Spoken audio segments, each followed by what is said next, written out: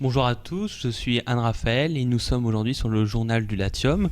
Nous avons une actualité trépidante à aborder aujourd'hui et je serai accompagné pour cela de Sarah.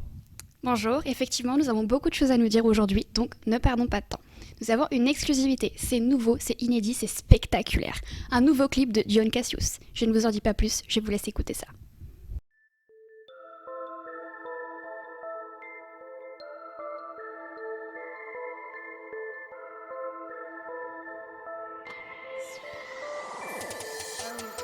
Mediterraneum mare, imperatum imperio, agalia grae caper africam, terribiles legiones, terrent barbari, veni divici, in latio est opium bellum, martis templum est nostri territorium, sestertii coarsevan, sumatoga, droga dicta, mea vita.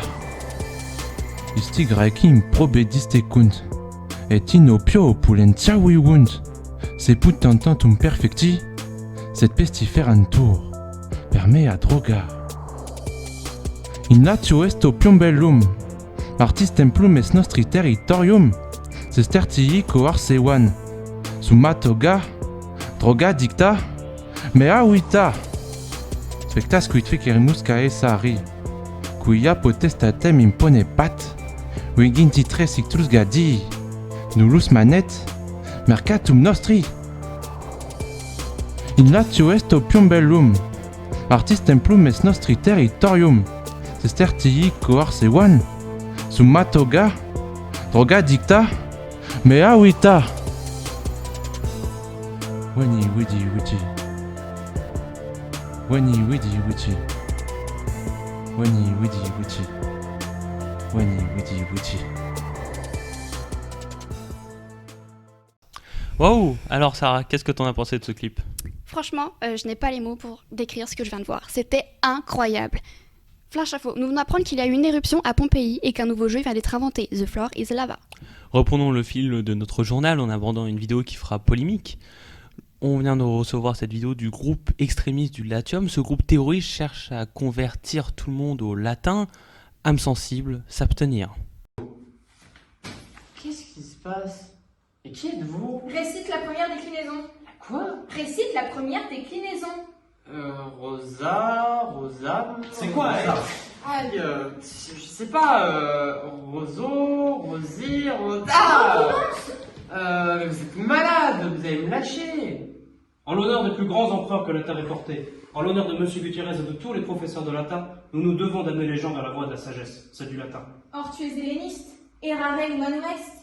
Quoi? Au-delà de l'aide, c'est une correction, une nouvelle éducation, que dis-je, un lavage de cerveau qu'il te faut. Nous allons donc te faire apprendre cette langue, cet art, et rendre fiers nos maîtres, et faire de toi un véritable kiwis. Mais laissez-moi partir, j'ai de l'argent si vous voulez. Timeo Danaos et Dona Ferentes. Qu'est-ce que ça veut dire? Timeo Danaos et Dona Ferentes, c'est une phrase qui a été mise dans la bouche de Laïcous par Virgile, dans l'Énéide, livre 2, ligne 49. Elle pourrait se traduire par je crains les Grecs, même quand ils font des cadeaux. Ça fait référence au cheval de Troie. J'ai lu ça sur Wikipédia. C'est complètement fou, vous allez me laisser partir. Ira furor brevis est. La colère est de courte durée. Tous nos malades la subissent jusqu'à ce qu'ils acceptent notre bénédiction. Très bien. Qu'est-ce que je dois faire pour sortir? Récite la première déclinaison. Bon, Rosa, Rosam, Roso, Rosite. Non. Rosum. Non. Je sais pas moi, Roso, Toujours ça pas. va. Ah mais vous êtes fous, si vous faites ça à tous les latinistes qui ne connaissent pas leur déclinaison, vous allez prendre du temps, hein, franchement. Oderin dum metuant. Qu'est-ce que ça veut dire ça encore? Qui me haïssent pourvu qu'ils me craignent. Reprends la première déclinaison. Bon. Rosa, Rosam, Rosae,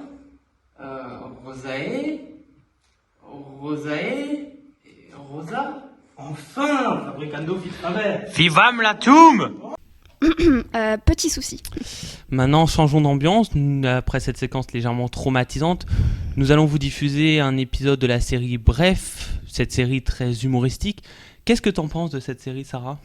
À vrai dire, je trouve les épisodes un peu trop longs. Je vois. Bon, sans perdre de temps, nous allons vous diffuser tout cela. Bon visionnage. Alors, comme vous le voyez, là, aujourd'hui, on va travailler un petit peu sur la grammaire. Je sais que c'est un sujet qui vous passionne. Bref, aujourd'hui, comme tous les samedis, pendant que le reste de la classe est en week-end, moi je suis en latin. Et comme à chaque début de cours, on passe à l'oral. Bon, et ben maintenant, je vais interroger. Vous vous rappelez, hein, le stylo magique. Aujourd'hui, le stylo atterrit sur moi. J'ai été désigné. Ryan, au tableau.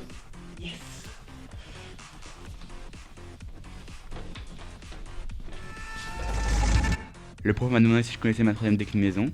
Alors, tu la connais, ta troisième déclinaison? Alors, j'ai voulu lui dire que j'avais pas pu apprendre parce que j'avais pas mon abrégé. Prenant à planter. J'ai avalé un capuchon de stylo et j'ai dû aller aux urgences. Je me suis fait attaquer par une horde de zombies comme dans The Walking Dead. Mais finalement, j'ai dit non. Bah non. Ah, je vois. Ça m'a fait sourire. Il m'a demandé pourquoi j'ai souri. Et pourquoi tu souris? Il m'a regardé, je l'ai regardé, j'ai arrêté de sourire. Puis il m'a posé une question redoutable. Et pourquoi tu fais du latin? Facile, je connaissais la réponse. J'hésitais entre mon engagement pour la sauvegarde d'un héritage culturel, ma curiosité intellectuelle, ma passion pour la grammaire latine, mon goût pour les textes de Cicéron et mon intérêt pour les choses qui ont plus de 2000 ans. Puis les mots se sont mélangés dans ma tête et j'ai répondu bah, ça apporte des points au bac. Bon. Alors maintenant, on va passer à la lecture de l'extrait de l'Énéide. Alors le prof s'est levé, a saisi un livre et a commencé sa lecture. Cependant, Pallas lance sa pique avec grande puissance et du creux fourreau tire vivement son épée flamboyante. La pique dans son vol touche à l'épaule, au sommet des plus hautes défenses. Et tout d'un coup, tout est devenu plus clair. Chaque son, chaque mot, chaque virgule donnait tout son sens au texte. Cette dimension esthétique nouvelle était si limpide qu'elle bouleversait ma vision des choses. Vois si notre dard ne pénètre pas mieux. Et tout d'un coup, on y était, transporté dans la Rome antique, revenu quelques milliers d'années en arrière. Pallas, arrache en vain de sa blessure le trait tout chaud. À la suite, le sang, la vie s'en vont par la même voie. Il tombe sur sa blessure. Tout y était, des toges, des sandales, des glaives, jusqu'aux couronnes de laurier. Tout presse en mourant une terre ennemie. Enfin presque. Bon, donc là, vous voyez, l'indicatif, normalement, ça devrait être acquis. Hein. J'insiste bien, il faut maintenant que vous appreniez le subjonctif présent, parce que ça, c'est quand même indispensable pour traduire les textes. Bref, j'étais en cours de latin.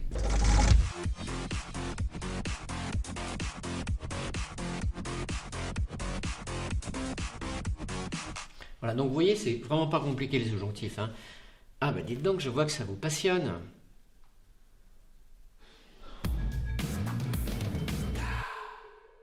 Eh bien, c'était particulier. Oula, nous venons d'apprendre une information très importante. La mort du dictateur Jules César, assassiné par 23 coups de couteau. Le dernier aurait été assassiné par son fils adoptif Brutus. Nous venons en direct de recevoir la vidéo d'un témoin. Oh, c'est César!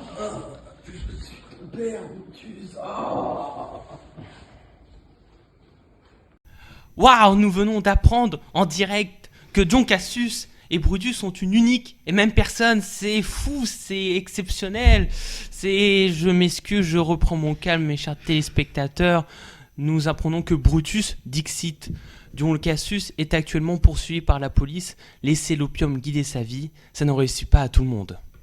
Finissons par les informations plus réjouissantes. Nous avons un reportage d'un stand religieux où les latinistes essayent de convertir les passants en leur citant des louanges en latin. Je vous laisse voir ça.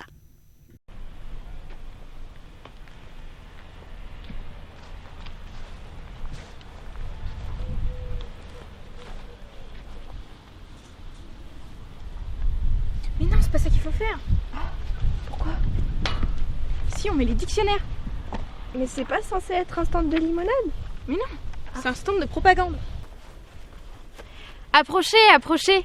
Venez vous délecter des sons du latin. Notre chère langue française n'aurait pas pu voir le jour sans sa mère latine. Et qui ne connaît pas la fameuse ritournelle Rosa, Rosa, Rosam, Rosae, Rosae, Rosa? Du célèbre Jacques Brel aux élèves débutants, tout le monde s'accorde sur le son de cette déclinaison. Admirez ces magnifiques livres comme s'ils étaient tout droit sortis de la bibliothèque d'Alexandrie. C'est notre Saint Graal. Vous y découvrirez tous les secrets pour devenir un spécialiste de la langue latine, tout comme nous. Venez nous rejoindre et faites partie de l'élite. Le latin est pour tous ceux qui ont une grande ambition. Peut-être un jour deviendrez-vous aussi vénérable qu'Adrien.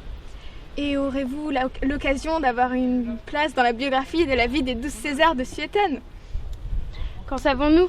Vous, tout comme nous, sommes destinés à régner sur la langue latine. Elle n'est pas morte, comme la plupart pourraient le croire, car nous pouvons la raviver, nous élevant ainsi au-dessus des autres hommes qui restent dans l'ignorance. Chers camarades, plongez au cœur du monde antique d'autrefois qui fut jadis le plus grandiose de l'histoire de l'humanité. Avec l'option latin, créons l'avenir de la langue romaine dont se délectaient nos aïeux. C'est quoi ce truc? Putain, c'est hyper grave, c'est mort de toute façon. Non mais allez-vous. On aura essayé. Hein. Ouais, on aura essayé, c'est tout. Regardez les filles.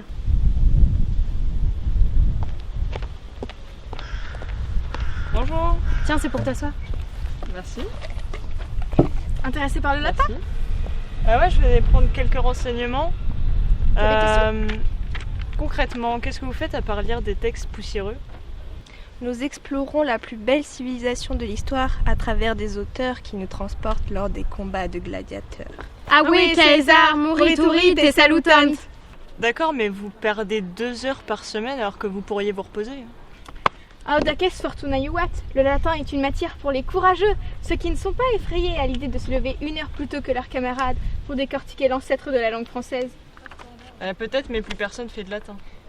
Ah, errare humanum est. Aujourd'hui, seul un petit nombre d'élèves est privilégié, mais il faut étendre cette chance à une majorité qui pourra découvrir les merveilles cachées derrière le cours de latin. Et n'as-tu pas déjà utilisé les expressions a priori, etc., post-scriptum, agenda ou encore visa? Ce sont tous des mots latins. Alors, avoue que tu adores le latin.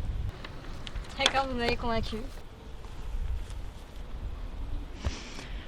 Ave César, morituri te salutant.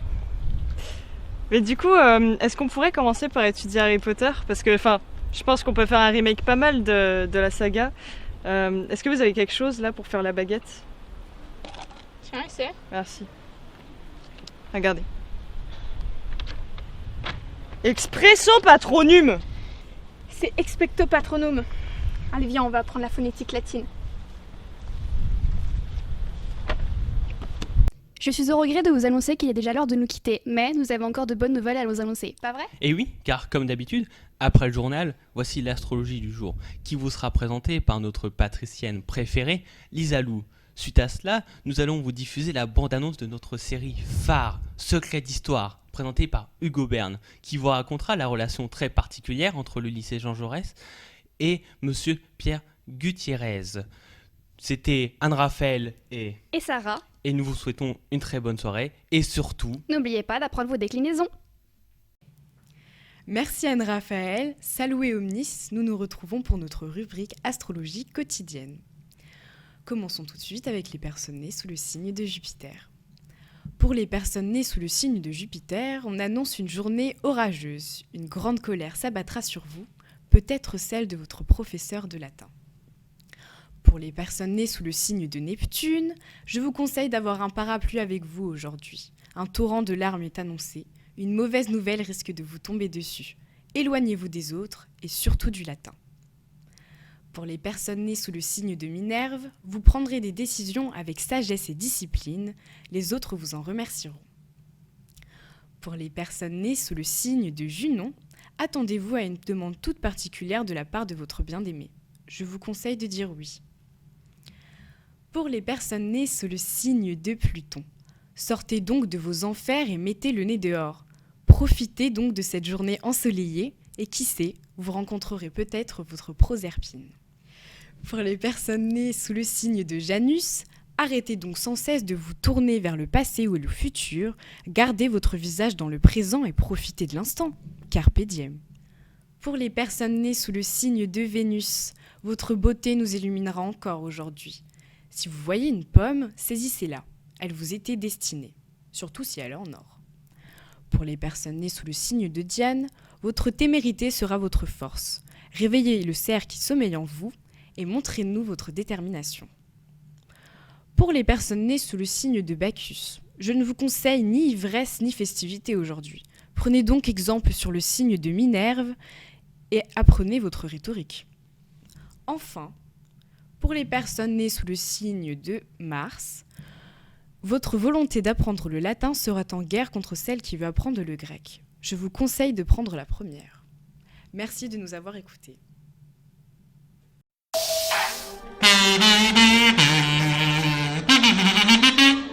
Inédit dans Secret d'Histoire. Pierre Gutiérrez, l'une des figures les plus emblématiques de notre civilisation, a traversé les temps jusque nos jours pour nous offrir son immense savoir. Comment s'appelait le successeur d'Auguste ? Je sais pas, non ? Non ! Un homme au destin incroyable. Pierre Gutiérrez, nous en avons des traces depuis des millénaires. Elles remontent à peu près à 3200 avant notre ère, aux environs de la ville sumérienne d'Uruk. Il commence à répandre son savoir des années plus tard, sous Tarquin l'Ancien. Il devint, par la suite, dictateur à vie sous le nom d'Auguste. Il reprit son apprentissage en vagabondant à travers les royaumes européens, de Dublin à l'ancienne Constantinople, au sein de sa troupe de théâtre. De nature monarchiste, il fut contraint de fuir sa chère patrie pour le royaume des Deux Siciles lors de la Révolution française. Ce qui est sûr, c'est qu'il prit goût au pays italien et qu'il fit la rencontre de Victor Emmanuel II, avec lequel il unifiera l'Italie. Il se lança ensuite dans la deuxième campagne italo-éthiopienne, où il tomba amoureux du continent africain. Par amour, il s'exila en Rhodésie du Sud, l'actuel Zimbabwe, où il reprit goût à l'enseignement. Ce sera finalement en 1944 qu'il repensa au pays français en s'engageant dans les forces françaises libres. Il regagne ainsi la nationalité française, lui permettant de continuer son enseignement entre les murs du lycée Jean Jaurès de Reims. Inédit, Secret d'Histoire, présenté par Hugo Berne, ce soir à 20h45 sur Latium 3 et diffusé demain au Colisée.